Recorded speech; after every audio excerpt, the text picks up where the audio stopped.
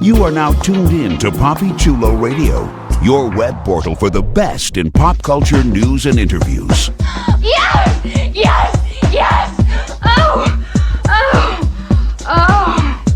Oh, God. Oh. I'll have what she's having. This is a Poppy Chulo Radio special announcement.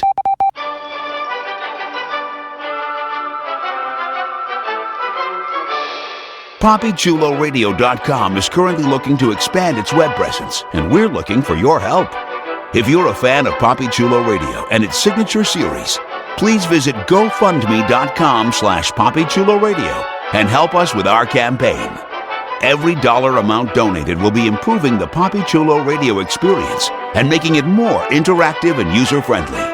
We thank you in advance for your support.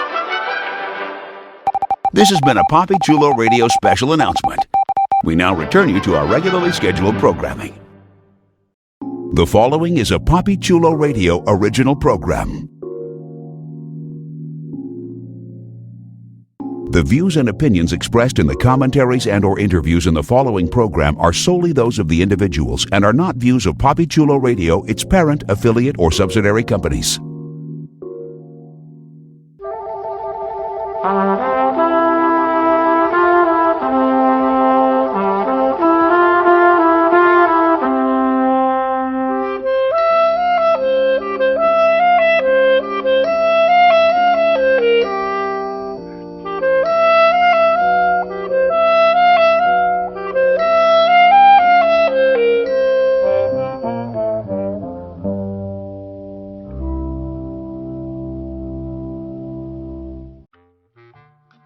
Welcome to Summer Camp, a PoppyChuloRadio.com and iTunes exclusive.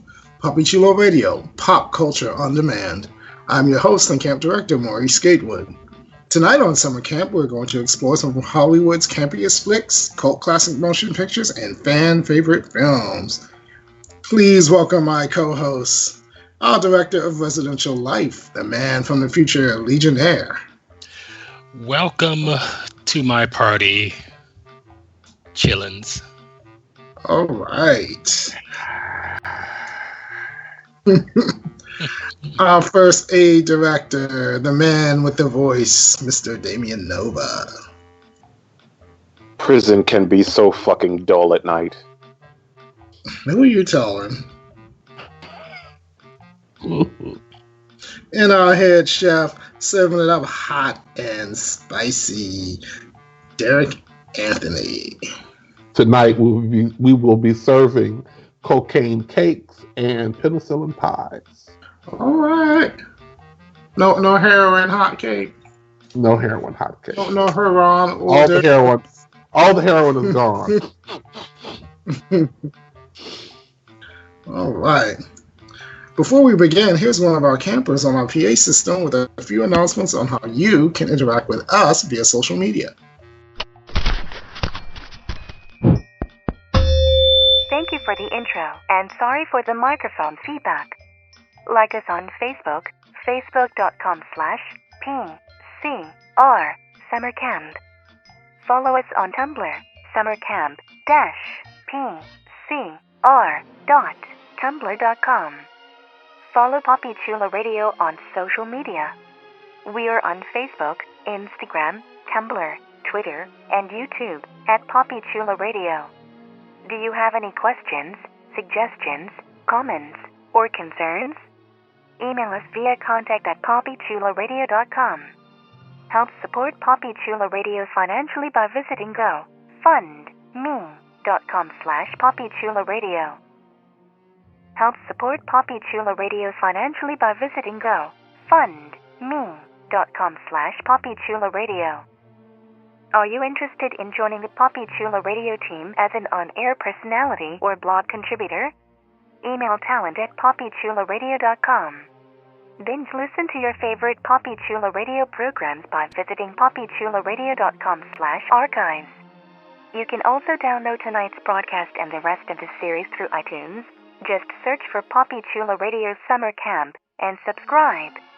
Now, grab some popcorn and some snacks. It's time for your feature presentation. Back to you, camp counselors. Oh, not again. Sorry for the feedback. Thank you. It's time to fire up the film projector so that we can discuss 1998's 54. Here's the official synopsis of the film. Shane O'Shea is a young Jersey City man, handsome enough to become a bartender at Studio 54. There he befriends aspiring singer Anita and her husband Greg Randazzo. Shane gets sucked into a hard partying scene at Studio 54 and his life spirals downward. So does the club. Spiraling, baby. They weren't spiraling. Spiral? They weren't spiraling. They were twirling, baby. It was the 70s. They were twirling. That wasn't spiraling. All right. They were turning the beat around. Right. They were turning. They weren't spiraling. Spiraling was the more 80s, mid 80s. Yeah, you spiraled in the 80s. So some people are still spiraling from the 80s. I spiraled in the 90s, so yeah. Yeah, the 90s. But what was this? The 90s were like a plunge. Yeah, no, yeah, it was a deep plunge. Limelight was you don't like yourself no more. Just go to Limelight and go into a deep plunge. A deep color block plunge. Mm-hmm. All right, y'all. So who had seen this movie before? Legionnaire? I had not seen this movie before. Derek? Nope. Wow, Damien? Yeah. I saw it, but there was a lot of it that I did not remember. So I don't know how much into it that I was when I saw it the first time. But yeah, a lot of it wasn't in my memory. I think a lot of it is I focused a lot on the music and just sort of the fashion and the music of it, and not that much of There's nothing else really to talk about. Well, I mean, because I knew the real story, and there's more than one like good documentary about this. What really happened? Sure. Yeah. And when you watch a movie, when you think about Studio 54, and you watch a movie about Studio 54, you want to see those celebrities. And I was kind of like wanting to see, like, of course they couldn't get. I mean, a lot of those celebrities are still alive, but they're old as hell, so they couldn't come back and pretend to be their younger self. Well, they could have got impersonators. They got, what's his name to do, Lord, this movie is so forgettable. They got, what's his name? Who played, Capote? Oh, yeah. They had him. They had someone from the back playing Andy Warhol. Warhol, yeah. But I think they even could have gotten no-name actors who kind of look like the people, young Hollywood types, to play younger versions, at least of some of them, Yeah, I think that would have given it a more. I don't know if local color is the right expression, but it would. Yeah, But let's talk about the cast a little bit, or maybe a lot of it, because it was an interesting mix of folks. So we had our main characters. Shane O'Shea. Okay. Ryan Phillippe. From Jersey. From Jersey. From Jersey City. He was channeling John Travolta's accent. Is that what it was? At times it kind of sounded a little bit like. But he had a stroke. So let's talk about the cast. I thought there were some people who were cast well, and then some people who weren't. I forgot that Celia Ward was in this. Gosh, I forgot. There were a couple of people who I. Erica Alexander. Yes, she was. Yeah, I forgot to. No, I did forget she was in this. I did forget that. Yeah. Yeah. She only got off the card. That's a pleasant surprise. So, but of the main cast, we have Ryan Phillip, Salma Hayek, Nev Campbell, Mike Myers, Celia Ward, Brecken Meyer. Breckenmeyer. Meyer. Was this before or after Clueless? After. It was after. It was after. Yeah. Yeah, Clueless was like 1996 or 95, right? Okay. Wasn't it? No, I was just trying because I'm kind of trying to. Oh, I didn't see it. Yeah. Clueless is 95. When you look at a cast, like I've never been able to sort of like figure out why Nev Campbell was cast in this, and then I try to think like, or in anything. What was she? Okay, I wasn't. If you could read my mind, love. Why she was cast in this? I mean, she was, I guess, kind of a big star because of the show, The Party of Five. Is that what the show she was on? Yeah, Party of Five. Yeah. Yeah, that ran like shortly before. That ended like shortly before this was out. I don't know. No, but Party of Five ran to 2000. I think it was still running. Yeah. Okay, so it started in 94 and ran to 2000. So I guess that is the only thing I can figure out. Like Ryan Phillip, I thought he was cast well. I mean, he was not a household name. I remember him from One Life to Live, actually. Is it Phillippe? It's Phillippe. Yes, it's Phillippe. It's Phillippe. Oh, Ryan Phillippe. Okay. Whatever. But so. No, indeed. I thought he. I thought it was cast okay. I mean, consider he was playing someone like, naive, and he had that kind of young, naive, never been anywhere kind of look. He was the Disney princess of our story. He was exactly. And before we do our awards at the end of the show, we're already giving him the Ingenue Award. Okay, so let's just go ahead because he was. I couldn't decide if he was the prettiest or whether Salma Hayek was the prettiest, but they were both. And Salma Hayek, I liked her in this. She was good hammy. It was a good level of ham. She wasn't good. She wasn't good, but it was so over the top that it was like, oh, I can't not like you. I kind of feel like, but don't you kind of feel like it was the director's fault and not her? I don't know. She's because she's acted like this before. This is not her first time in the ham it up rodeo. This is a disco ham. Yeah. I don't know. I like Salma Hayek. Yeah, but I know what you mean. She was giving you a little bit of telenovela in this. Oh my god. But I thought she was fab, though. I liked her character. Nev Campbell just makes. I was like, I don't drink Red Bull, but when she comes on the screen, I feel like I need one. Yeah, she's white. Whenever I see her, I don't know. And I know she to the show sometimes, so this is not hatred for, I'm not, I want to hurt her feelings, Nev, Oh, I do. I I cannot stand her. Oh. But you know what?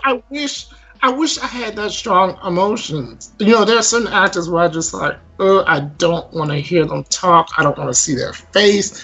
Yeah. But with her, it's just like, it's like a vacuum. It's like there's nothing. I don't. It's like. And that's worse. The difference is way worse than hate. Apathy is the opposite of hate, not love. Yeah. You know, and I was just like, okay, they're in a bowling alley. You know, okay, they're studying doing normal things. They normalize them. She's just so dry. She's so nothing. There's nothing. So because she's supposed to be the character that he sort of falls for. The hometown girl that he falls for. Yeah. Was anyone convinced? Because I was in Jersey. I was in Jersey a couple weeks ago. I was in Asbury Park. Okay. I was in Asbury Park. Okay, y'all know where Asbury Park is, right? Yeah. Yeah. What were you doing at Asbury Park? I was doing Asbury Park. Mm-hmm. And it was a good time. But the people there are down to earth. I will say that. And someone no choice.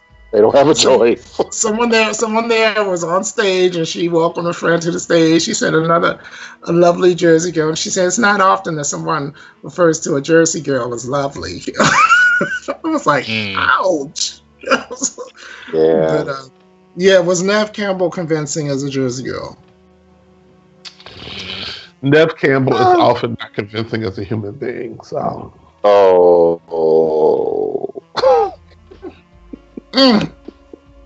I wasn't gonna say all that, but she was definitely trying to give us a Newark sort of Upper Sussex, but it was bad. It was just I don't believe. I mean, she's awful. She can't act, so her believability is. Her believability as anything other than a woman with hair is. I don't have an arrangement with her like I do with Nicole Kidman. When I talk shit about Nicole Kidman, I gotta pay for her next Botox. But Nev Campbell is free. Y'all talk about her or you what? Yeah. But I just, for me, as far as the cast went, I thought she was like the blank spot like that. And like, can you think of another girl at that time? Maybe the girl that played her sister. Wasn't Jennifer Love Hewitt on that show too? Mm-hmm. Was she too young to play this role when this movie came out? She would have been pushed. No, it would have been pushing it, but she's not any better. I mean, she's a white bagel.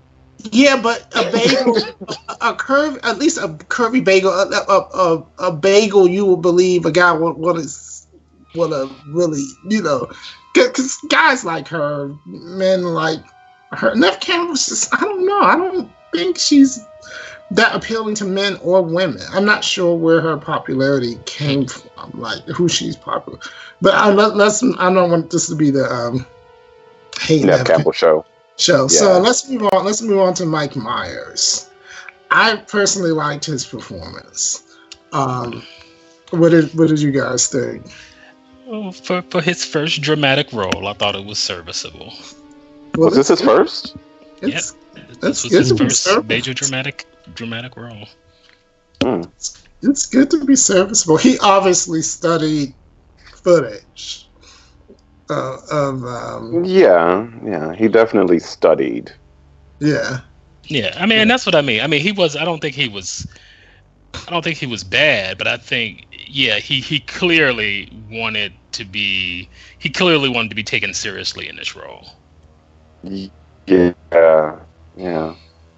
Do you think it was a little? It didn't feel like Robin Williams when Robin Williams was serious. It was just really natural for Robin Williams, whereas. Right, because Mike Myers, and that's an excellent comparison. Because Robin Williams could switch it when he needed to.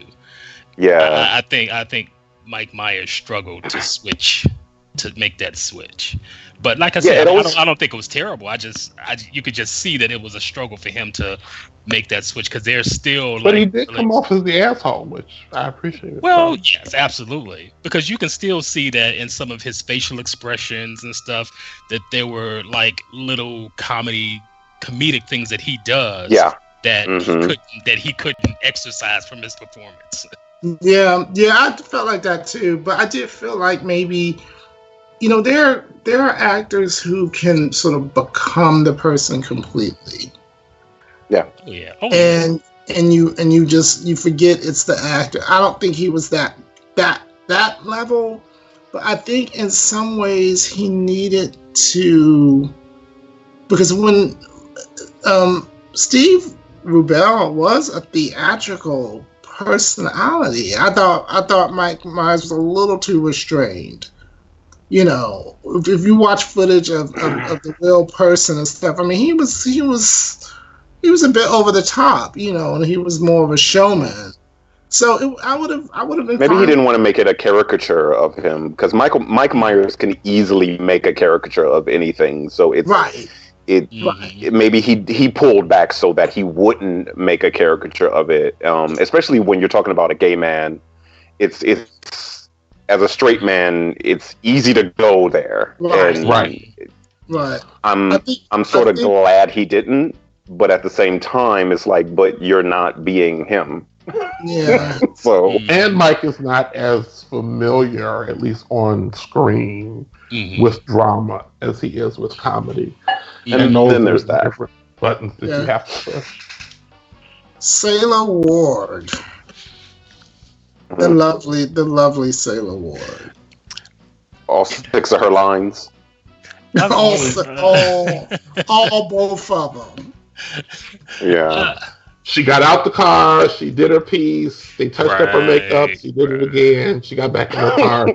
Right. She came in, got in front of the camera, looked as beautiful as she always does, delivered her lines, and kept it moving. Got her check. I'll see y'all at the rap party. What about that love scene though? She was fine. Yeah, it was her it was amusing. That's the best word I have for it. It was amusing. I will tell you, the runaway star for me for this movie was clearly Billy Bird. No, Billy Bird. She played the old lady. No. Ellen Dow. Yeah, that was. Is that who it was? Mm-hmm. Okay. Yeah, Ellen Dow played Disco Dottie. Yeah, because she was also the old woman in the Wedding Singer. Oh, I get her confused with the woman that was on Benson. Right. Yeah. Yeah. Okay. Yeah. I was like, wait, what? No, she wasn't in this. They have similar facial structures and face. Yeah. Mm-hmm. And face. Yeah. Yeah. But how about, so 2 of my favorite characters who had practically nothing in the movie, I have to say, the "Oh my God, look who that is" award goes to Mark Ruffalo. Yes.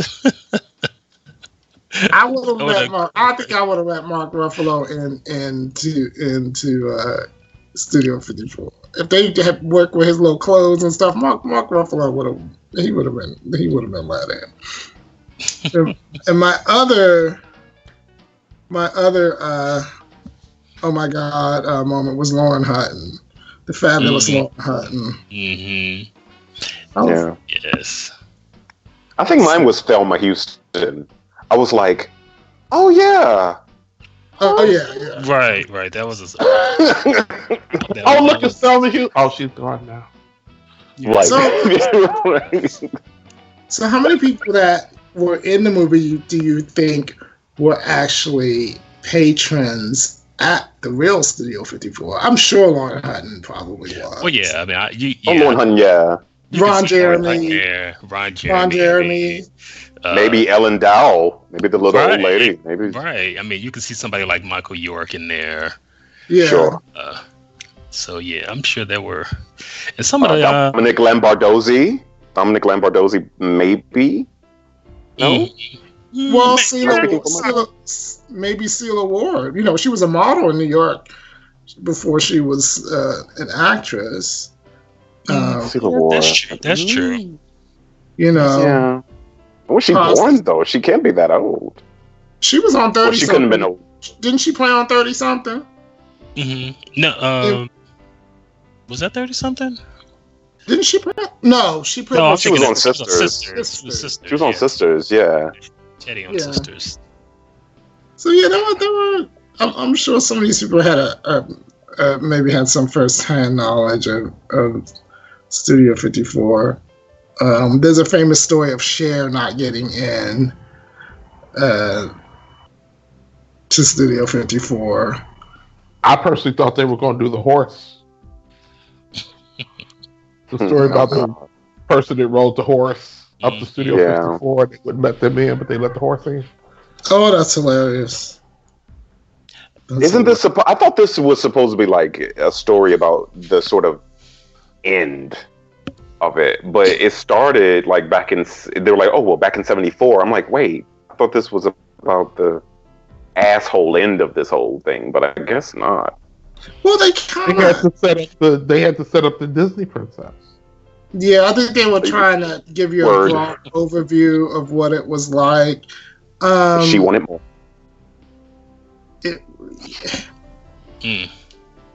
What do you think of movies? Because this reminds me of movies like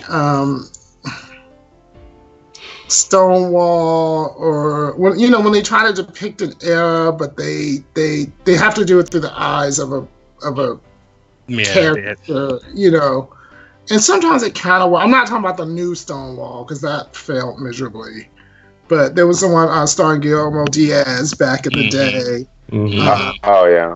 When you kind of follow a character through, through a situation, through a time, I guess to be your eye, sort of. The one thing about the Studio 54 is that it had, at least on the inside, at least of the footage they show, that it had a pretty diverse clientele. Yeah. As far as ethnically diverse. Now, when they were showing the lines and stuff outside, it didn't look very so white. much. Well, maybe they didn't let in them. Maybe they right. wanted to. And then there's that. And then there's that. And then there's that. I mean, I don't know. I feel like if you're going to focus on one character, then focus on the character. I feel like there was a lot of in and out with him. It was like 1 minute we're on him, and then the next minute we're talking about another character, and now we're talking about another story. And there was a lot of stuff that was not, that had holes in it. And it was like, okay, so what happened to that? Nothing? Right. Okay, we're moving on now. And it's like, I don't know. I feel like it's trying to be Boogie Nights. And what Boogie Nights did well was that they focused. It's sort of even the camera movement in Boogie Nights was that they focused on this one character and sort of what was happening around him. So when he was walking through a party, you sort of saw it through his eyes, the way he saw everybody. With this, it was just sort of like, here's him. Okay, here's the scene he's in. Go. And it was like, but okay. All right. There were things that he didn't see happen, but the camera saw it, we saw it, but he didn't necessarily see certain things happen that would have been intricate to his plot. And it was like, why do you know that's there? Like with that whole money situation, that just seemed to have come out of nowhere. It was like, how do you know that's there? Did y'all ever have that discussion? Because that's not in this movie. It's like, right. So I'm sorry, go ahead. No, it's just a lot of plot holes that just didn't fit with him, that they just sort of shoehorned into his plot. Exactly. And it's not a good movie. Yeah, because the toughest thing for me to swallow was his, I guess, affair or whatever with Salma Hayek's character, because it was so out of the blue that all of a sudden they would be attracted to each other enough to start fucking, and then all of a sudden she kind of just throws in, well, I told you that, I needed my freedom. I was like, well, why didn't they establish this about her when you're introduced to them as characters? Because now it just seems like, okay, this is some convenient excuse for her to be a hoe, so I didn't buy the chemistry between them, and I didn't buy the fact that she would, endanger her marriage or, have her have her husband be so hurt by what she did, by fucking this guy that they had living with them. That just didn't make sense. Yeah. The funny thing too is like they didn't portray the drug use well. I mean, they didn't portray the Amen. They did not portray the effects that drugs had on people. Then I was trying to think of the right word because they didn't capture the hedonism of right. Studio They did not. I mean, everyone looked like they had 8 hours of sleep. They looked refreshed. Their skin was perfect, and they didn't have that sort of strung out look. I mean, even very beautiful people, when they're strung out, they look strung out. Like he never had this movie. No, go ahead. He never had bags on. He had never had bags under his eyes. Salma Hayek's hair was always perfect.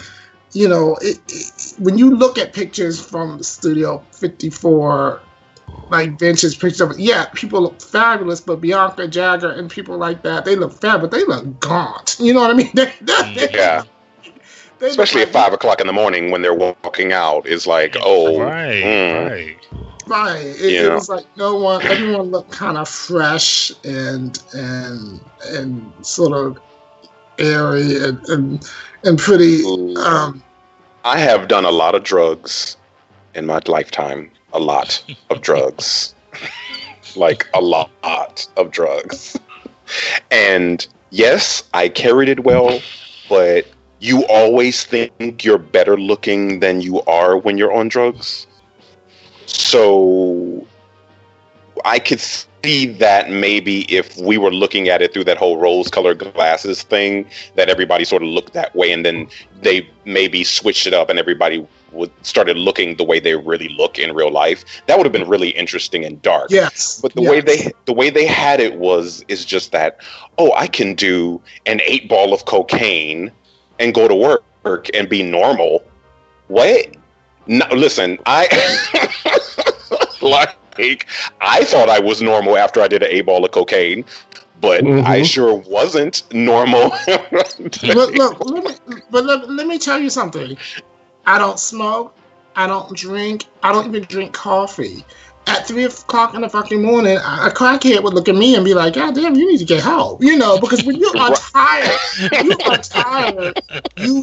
tired. I don't care what you do. I don't care if you eat a twig and chase it down with spring water with a twist of lemon. You're going to look tired as shit at 4 o'clock in the morning if you've been going all day. You know what I mean? And they just look perfect. It was just like, okay. Look, I used to work at a nightclub, so I have seen all that shit firsthand. None of that was the grit stark reality. Not even of just Club 54, but of any club. Right. Like this, like what club is this? Because this is definitely not right. Because this was the Hacienda Hut down on 55th and St. Because you didn't want to be caught. You didn't want to be caught on the dance floor when the lights come up. Shoot, that's the unvarnished truth. Hell no. People scatter like roaches. That's why they turn them lights right. That's why they turn them lights up when they getting ready to close. They're like, "Oh, we know you're gonna leave now. Right. Like, get your tricks and hit the bricks because so many times they called last call, and people started making their last round towards the door. Ooh, tap it up. Right. But do you think it was funny that? Did you think it was funny that the only person that they showed sort of having a bad experience with drugs was the old woman? Like, that should be a lesson to all you 81-year-olds out there. If you're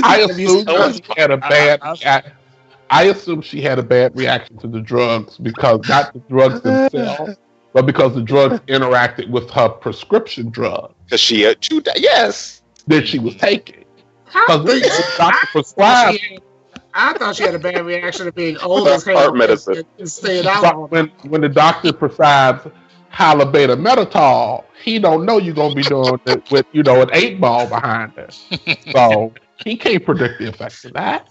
Yeah, I did find that interesting that, out of all the hedonism and drugs and shit that was going on, the only person that seemed to have an issue was a 1,000-year-old woman. Yeah.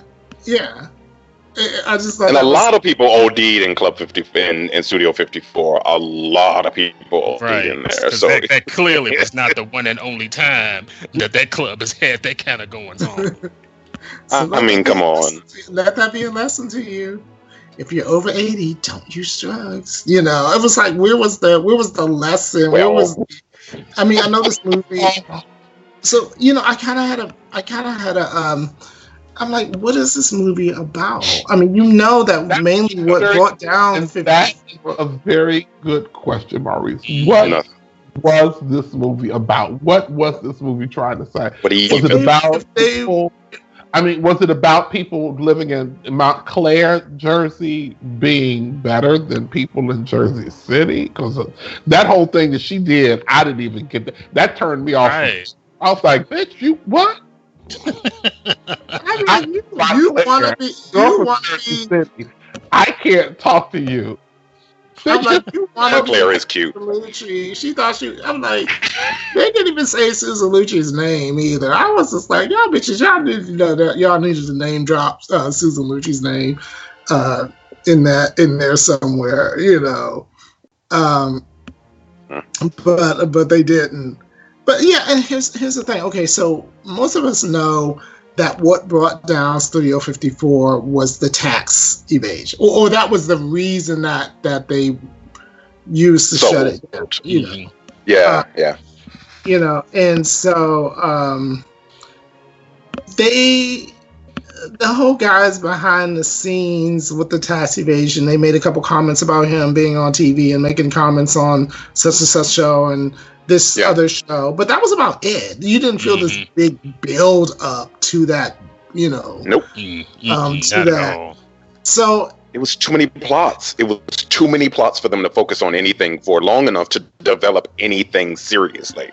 Even the Ryan Phillippe character was sort of vapid, and it was just sort of like, okay, are we supposed to care about you? No? Exactly. I was going to say there was nothing that made you care about any of those people. No, they didn't develop anybody enough to make you care. You sort of hate. I kind of hated everybody. Like everybody's character was just a fucking asshole. Selma Hayek's character was bipolar for no reason. It was like 1 minute she was in love with her husband, and then she was on the dance floor, and then he was like, "Okay, I'm ready to go," and she's like, "No, you do not own me." Like, bitch, weren't you just loving up on? I am so confused. How right? Or he's so jealous, he takes everything out of context. That man had his tongue down your throat in the kitchen, in the house. Well, they weren't with kissing. Your husband in the apartment. They didn't technically kiss. They brushed breath. Okay. Yeah. What about that did he read incorrectly?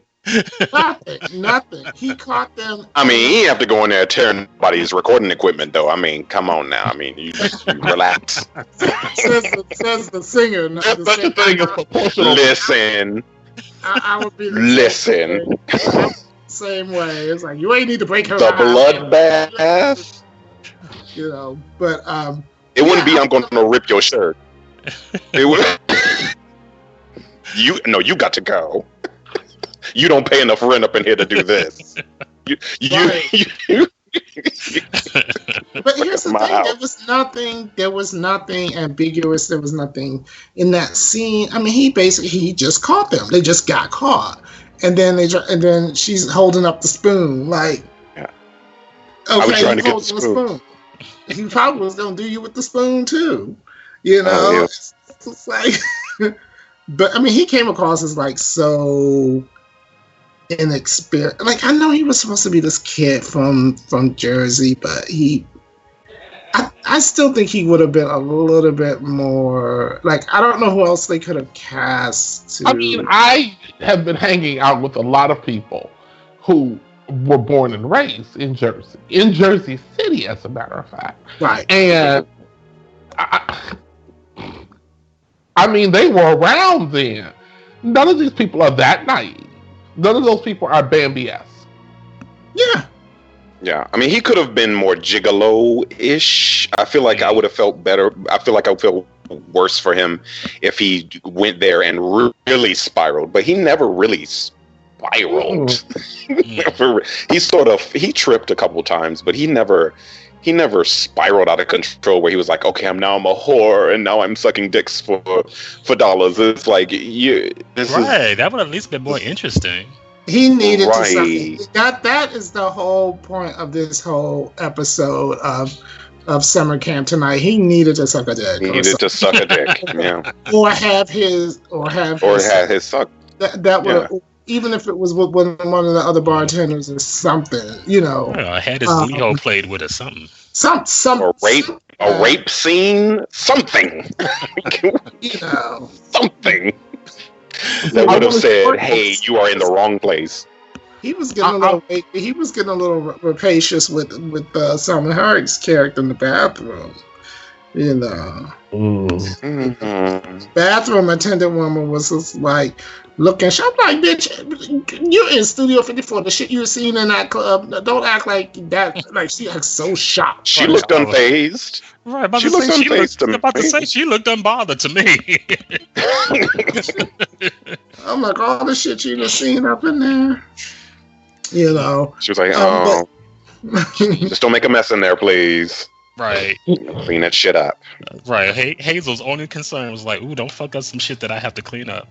Right. Like, can you come inside her, please? I'm not trying to clean up your mess. Right. I ain't trying to clean up that mess. Clean up your jizz. Why was the father so upset?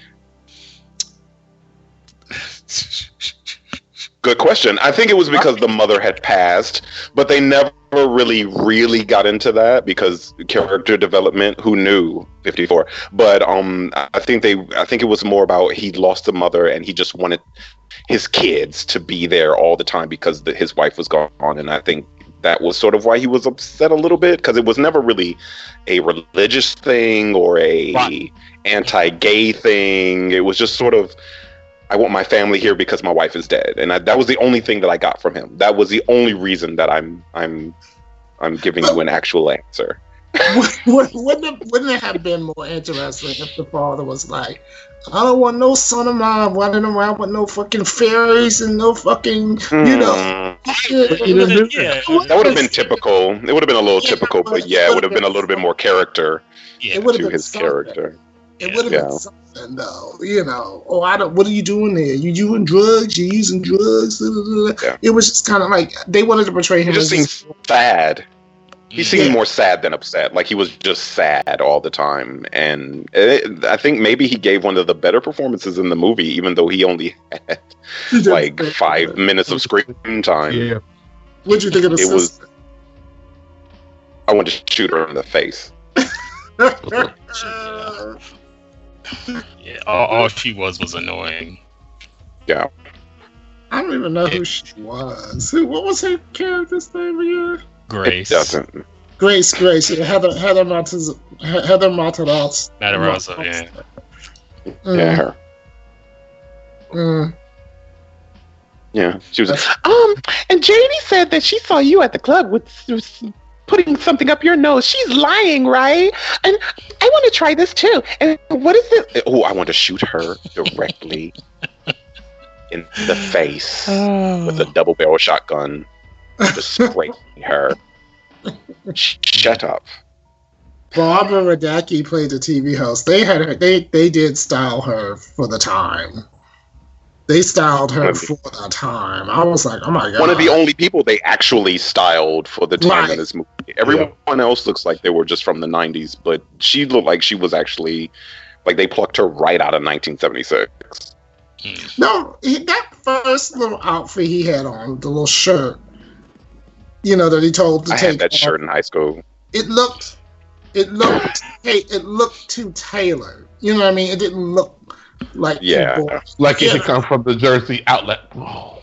Right. You know. No. But I didn't think the clothes were. I mean, they tried it with some of the little when they let the little guys in with the gladiator costumes and stuff, and but I think they could have gone really.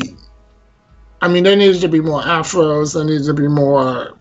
I mean, I know this was the late 70s, but people were still wearing afros in the 80s, though. I was so disappointed at the Amy Stewart performance. I was like, this looked like her first stab at making that outfit. I'm like, y'all couldn't have had her look a little more polished up there singing "Knock on Wood." It was like, okay, well, I'm gonna try this with these hoops on my head and see if that actually works. And it's like, well, no, why can't we have something that looked like a finished product? That was just horrible. Maybe they ran shit on time. I was like, okay, why y'all do Amy like that with her class? They didn't give a shit. They didn't give a shit. It's like that was just wrong. The costumes are garbage. The costumes are garbage in this. It's not even just like that moment, because that should have been a dramatic moment with her coming on stage singing that song, because that's what I mean. The way they dressed, and none of them carried anything that looked anything remotely close. They did a better version of the 70s in the 80s movie. And that was hard to do. They did not do 70s well in the 80s, and they did this. I can't remember what movie it was with John Travolta. Was it Staying Alive, the sequel to? Oh Lord Jesus! Yeah. That felt more 70s than this did, and this is actually about the 70s. Like, I'm so confused. Ugh. So, can we go down the VIP patrons list, and I'm going to ask you if you actually noticed these people. Okay. Sheryl Crow. Yes. You saw her in her screen debut. Cindy Crawford, yes, of course, I recognize. Yeah, we saw her. Yeah. I don't know who Victor Brown is, but apparently he was Victor Brown. Heidi Klum. Yes. No. And also in her film debut. I did not see which.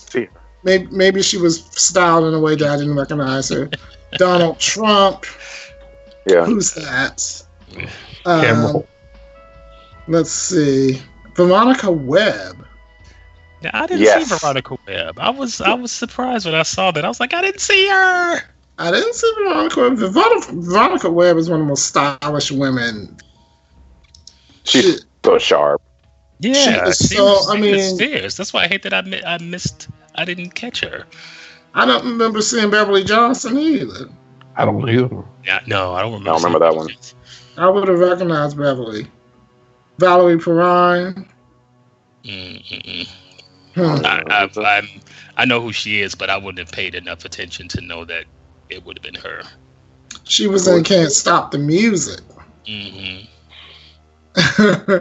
But yeah, I didn't see Veronica Webb. I would think I would have recognized her.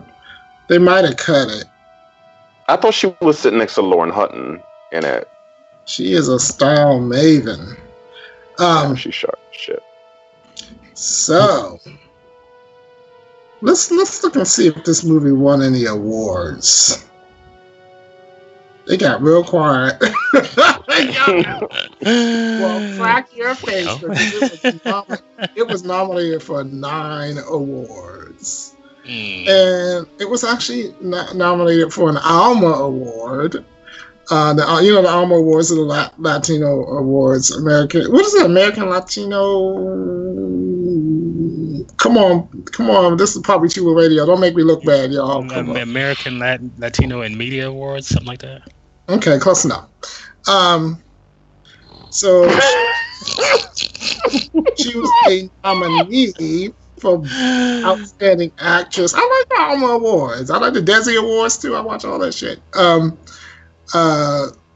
Best Outstanding Actress in a Feature Film nominee, and Outstanding Performance of a Song for a Feature Film was Jocelyn Enriquez. I like Enriquez, Amber, and Alternate. I hate that song. Alternate. I've got an Alternate song since Deadly's not here. I have to have my Blush with Celebrity story. And after hours club, speaking of being in the club late, I don't even know what time it was, but when you hear the birds chirping, you can't sleep, so you might as well stay up.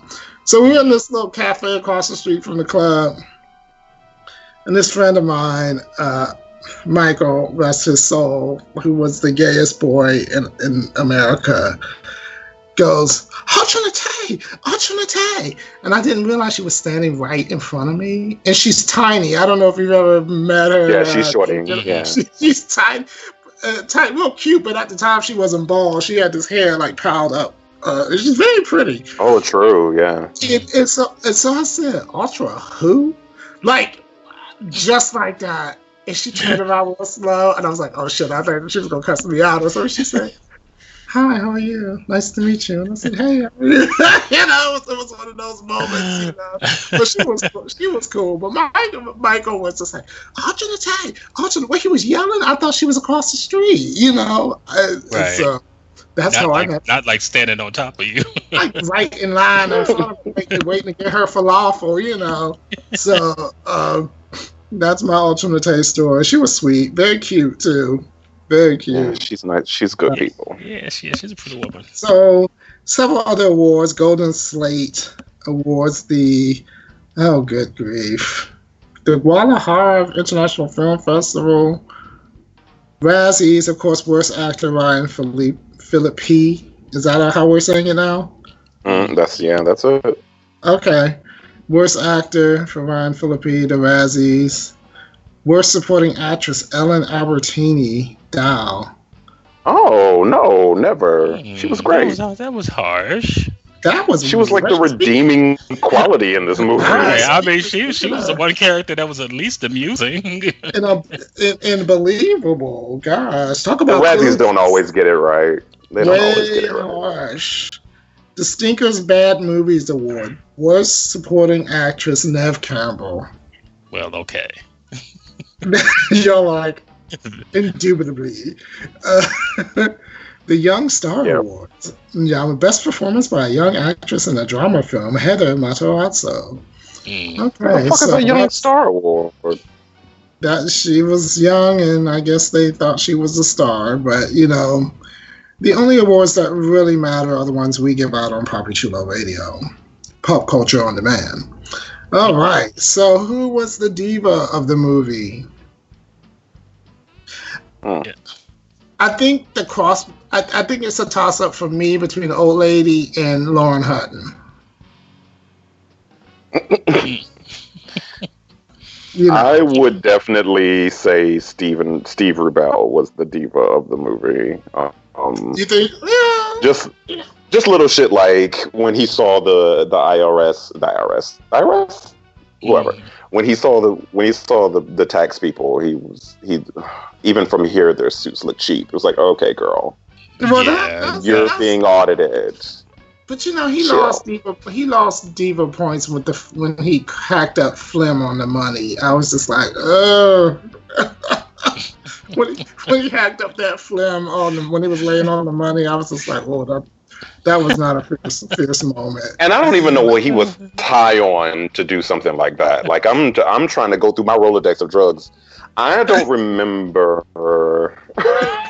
having allergy issues. You ever transferred all that shit digitally? Yeah, I do. Yeah, it's all in my head. I can give you a list. Probably got a guide up here somewhere. Mm-hmm. So we already gave Ryan Phillip the Ingenue Award. Who was the biggest douche? Selma Hayek. Yeah, she was kind of douchey. But she was a douche. I kind of liked her, though. I thought she was kind of a likable douche, though. We'll give her the Summer's Eve Rising Star Award. I don't know. Julie Black was kind of douchey to me too. Yeah. The Mickey Rooney Award for Excellence in Child Acting. Who? The little boy they lowered from Ryan Phillippe. The I would not give him the Excellence Award. But the little boy that they lowered from the ceiling, guess what his name is? Morgan Freeman. Morgan Freeman. Yeah.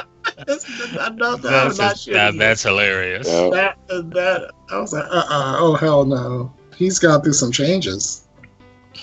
All right. What was the worst use of nudity?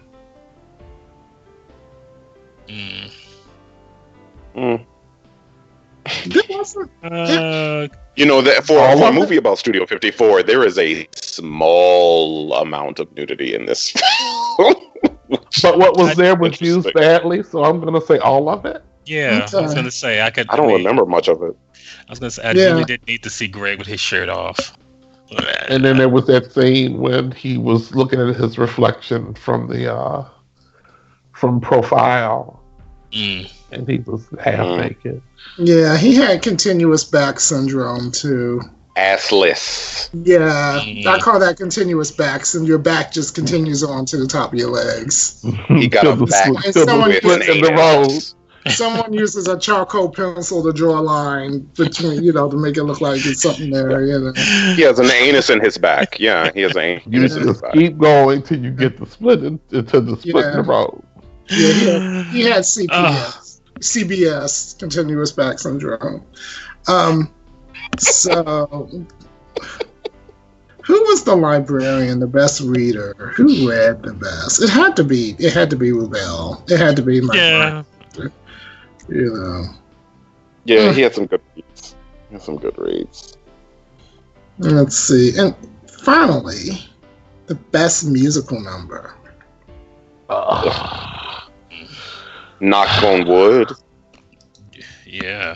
That was a good one. She was screaming. Vocally. I was like, yeah.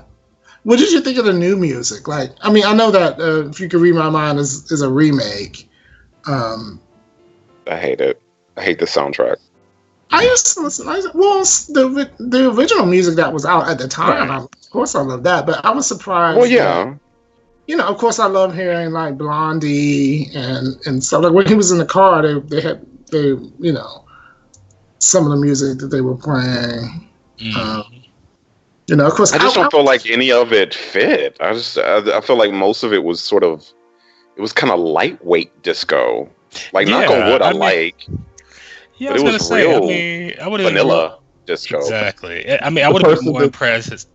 I'm sorry. Go ahead. No, go ahead. You were talking. I was going to say because they were like disco DJs and house DJs from the time that they could have gotten that music that would have really contributed to the flavor. Exactly. But it was just and that's what I was going to say. I don't think they had a music consultant. I think they just picked, they went to their Apple iTunes and picked songs from the 70s. Right. Because Mighty Real was the only one that I was like, yeah, okay, you finally got one. But everything else, it was just like, well, I mean, yeah, because some of that disco they played at Club 754 was real obscure. Like a lot of that shit you can't even find anymore. It was the B tracks. It was the B tracks, and then also before disco really blew up, a lot of disco was like what you heard in the clubs. It wasn't commercial. It wasn't out there. Right. So I mean, I think they should have stuck some B track songs in there and not just gone for the sort of disco top 40. Right. Also, you have to have the rights. You also have to have the rights to a lot of that shit, and you have to be able to find. That's the other. Like they weren't going to get the rights from the Clark sisters to do "You Make the Sunshine" in the disco scene in Club 54, even though that's where they played it and that's where it got popular. They still like the Saturday night rights. Yeah. So even at the end of the movie when they were flashing pictures of patrons at Studio 54, I mean, they show Brooke Shields and but I mean, I thought they could have done a bigger montage of pictures, I mean, because it was definitely just like tons of people. I mean, like David Bowie, Iman, just tons of people. Michael Jackson, Tina Turner, anybody. Right. I'm gonna add one more. The worst musical number. What was the worst musical number? Oh, that dreadful song that what's her face was supposed to be singing. The Selma Hayek song. Yeah, that was hideous. It caused the heart attack. You cannot. Random notes. Random notes. Is an Oscar award winner. More importantly, she is an Alma award winner. So she should know better. No, I tell you what, she don't brag about this movie. You can trust and believe that. She don't brag about this and all Dust Till Dawn. I know she's glad she made Frida. Because Frida changed the game for her. Okay, so let's do the big award. Let's rate this. We're going to use disco balls. I'm sorry. We're going to rate this on a scale of 1 to 10 disco balls tonight. Let's start with you, Damien. Don't start with me.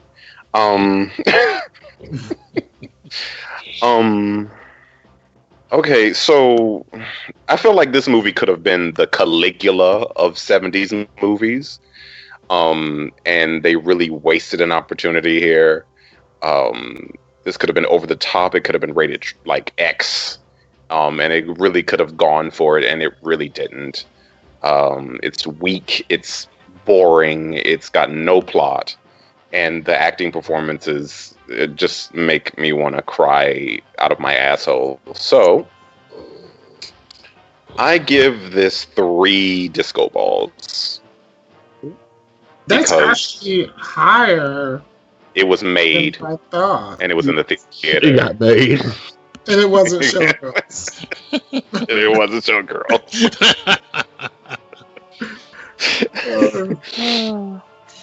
All right. Let's go to Derek Anthony. Yeah, 3 disco balls. It's a 3. There was nothing there for me to grab onto and say, okay, I mean, you got me in the car, but like everybody's driving, they're not going anywhere. So yeah, I'm gonna give it 3. For all the reasons you said before, it got made. It wasn't Showgirls. They showed it. It got performed. All right, Legionnaire. I don't mind a bad movie if it's fun. This was a bad movie that wasn't even fun. And like Damien said, this was such a missed opportunity to really be over the top with this movie in a way that could have given you a lot more grit.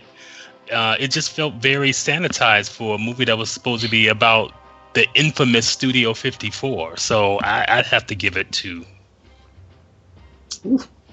Well, as you know, or about to find out, I love the 70s. I love the 80s. I love that retro.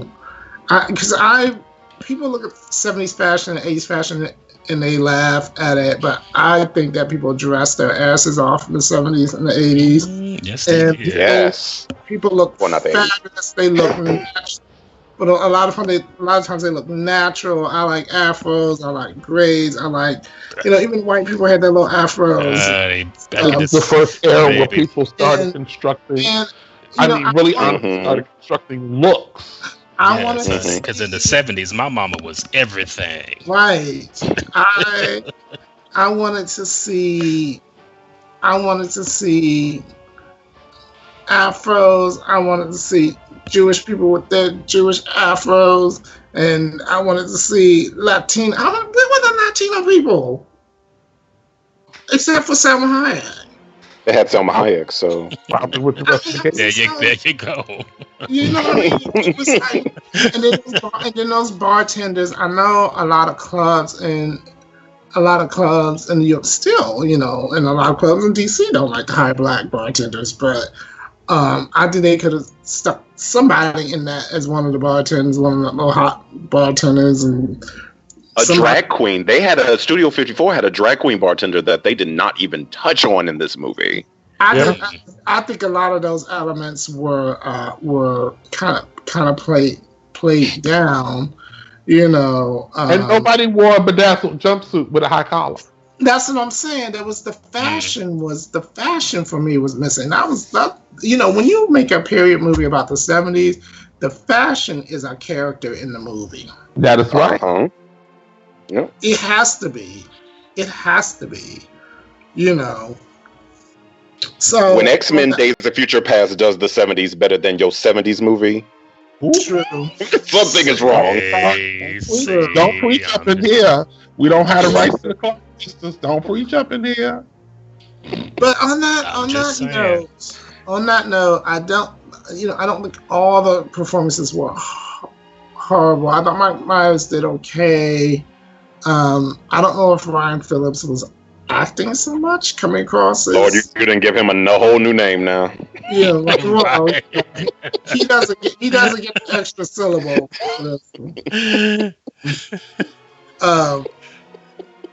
There was some sort of like moments that gave me life for the wrong reasons, like seeing Mark Ruffalo as one of the friends, But I'll give it maybe I'll push it up to maybe a 4.5.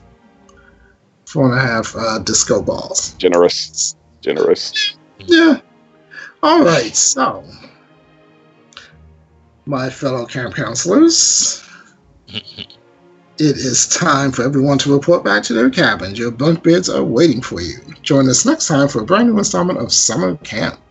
Once again, here's one of our campers on our PA system with a few announcements on how you can interact with us via social media.